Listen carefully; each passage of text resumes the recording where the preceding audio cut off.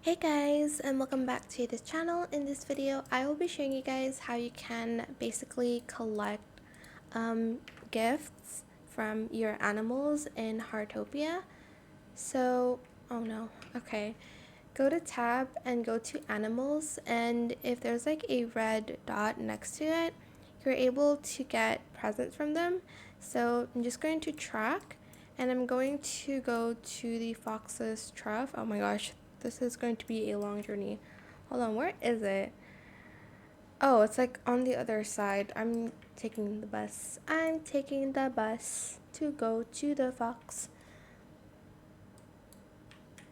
Well, you can write anything, but I'm taking the bus to the flower field. Wait. Okay, yeah. And you're able to track it again. Takes a while to load. Oh, there it is.